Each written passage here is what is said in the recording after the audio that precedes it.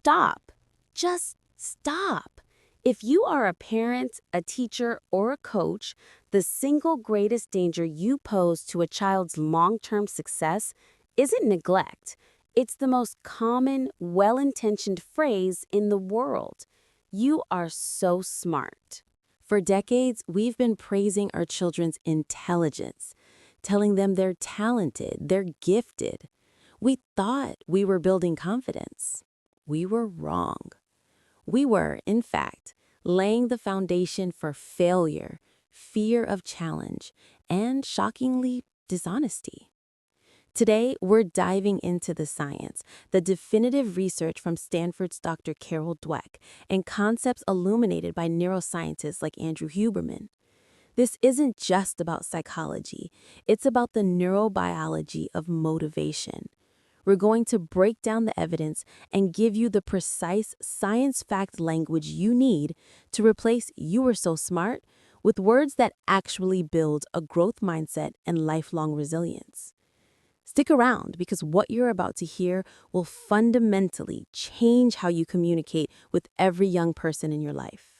The concept of the fixed mindset versus the growth mindset has become a cultural staple, but the original evidence remains the most startling. Dr. Carol Dweck and her colleagues conducted a landmark study with hundreds of children. They gave all the students a set of easy puzzles. All the kids performed well. Then came the critical part, the praise. One group received intelligence praise. They were told things like, "Wow, you did really well. You must be very smart at these types of problems." This praise focused on the child's identity, a label. The second group received effort praise.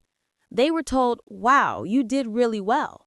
You must have worked very hard." This praise focused on the child's action, a verb.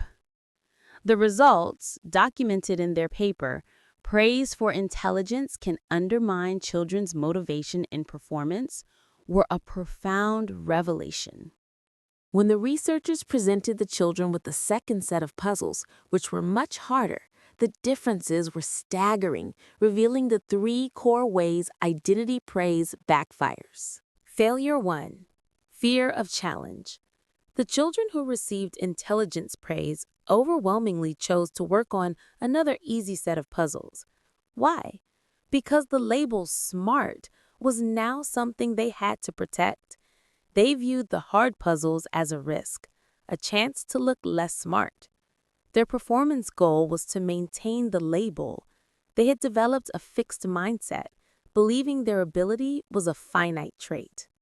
In stark contrast, the children who received effort praise almost unanimously chose the harder puzzles. Why? Because the praise was for the process, for working hard. They saw the hard puzzles not as a threat to their identity, but as an opportunity to demonstrate the very thing they were praised for: persistence and effort.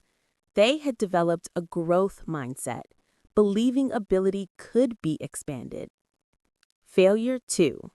Reduced performance under adversity.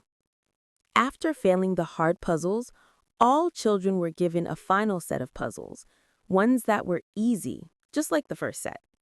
The children in the effort praise group saw their scores improve significantly from their baseline performance. They had learned from the difficult puzzles and were more motivated. However, the children who received intelligence praise saw their scores drop significantly, some by as much as 40%. The failure in the middle session demoralized them. The label had been threatened, and their motivation collapsed. They went from being told they were smart to feeling like they were failing. Failure 3. The sinister result: lying. Perhaps the most disturbing finding was related to honesty. After performing the final tasks, children were asked to report their scores to other students, or write them down. The kids who received effort praise reported their scores honestly. The kids who received intelligence praise showed a clear and disturbing tendency to lie about their performance. inflating their results to protect the SMART label they had been given. This single study reveals the terrifying reality. Calling the child smart can make them risk-averse, fragile in the face of failure, and dishonest. Why does our brain respond this way? Neuroscientists explain it through the concepts of neuroplasticity and locus of control. When you tell a child they are smart, you establish an external locus of control. The source of their success is perceived as something outside their control, an innate gift. If the gift is innate, they don't have to work. More importantly, if they struggle, they conclude they must not possess that gift after all. The effort itself is devalued. However, when you praise effort, strategy, and persistence, you establish an internal locus of control. Their success is linked directly to their own voluntary behaviors. This activates reward pathways not just for the result, but for the process of engagement. Every time they try hard, persist through confusion, or try a new strategy, they are self-reinforcing the desired behavior. Andrew Huberman often discusses this principle. The brain, through neuroplasticity, is a muscle. It grows new connections when challenged. When you praise the child for tackling the hard puzzle, you are rewarding the neural growth itself. When you praise intelligence, you are rewarding the static outcome, which offers the brain no pathway for future improvement or sustained effort. To see the power of effort praise in the real world, we need to look at icons. Consider Michael Jordan. His legendary story is often simplified to talent, but the reality is a clear testament to the growth mindset. We all know he was cut from his high school varsity team as a sophomore. This was a massive, identity-shattering failure. If Jordan had an extreme fixed mindset, if he believed his ability was fixed, this failure would have confirmed he simply wasn't talented enough, and he would have quit basketball, focusing on baseball instead, which he was also naturally good at. But he didn't quit. Instead of receiving simple, "you're talented" praise earlier in life, his coaches and parents instilled a belief in the power of effort.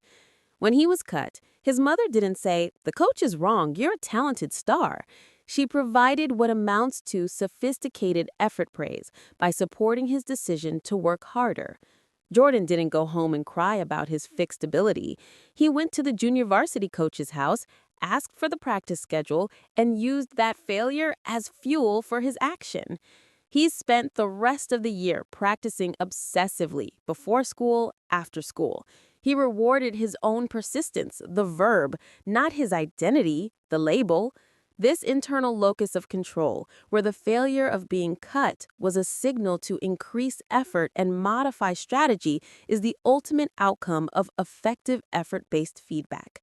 This level of resilience is impossible to build with mere identity praise. Shifting your praise from who they are to what they do requires deliberate practice. Here is the science-backed 3-step formula to replace "you are so smart" and build a true growth mindset. Step 1.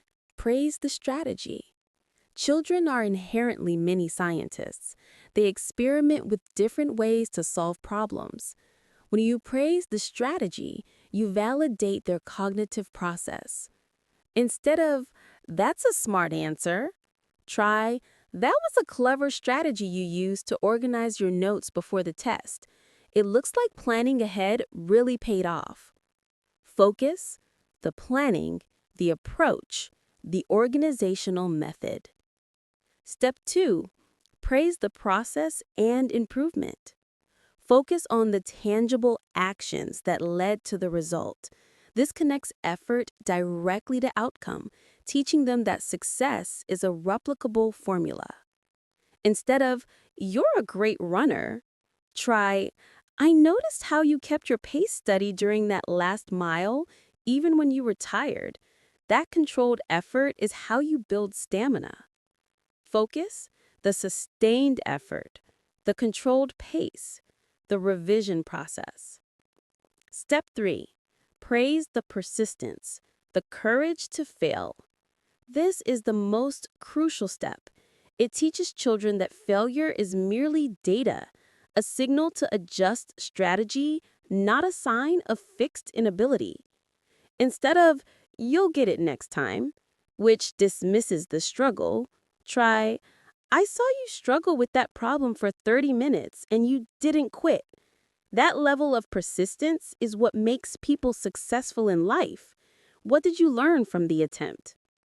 Focus, the duration of the effort, the willingness to face the struggle, and the ability to extract lessons from the setback. We've established that the words we choose are not just fluff, they are powerful neuromodulators. Identity praise is a short-term ego boost that creates long-term fragility. Effort praise is an initial challenge that builds lasting resilience and a thirst for continuous improvement. Your single task, starting today, is to become a detective of your own language. Listen to yourself.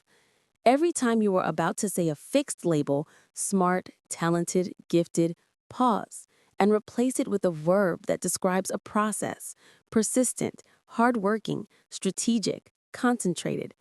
By doing this, you are not just changing your words, you are reprogramming their core beliefs, shifting their internal locus of control, and teaching them the fundamental truth of neuroplasticity.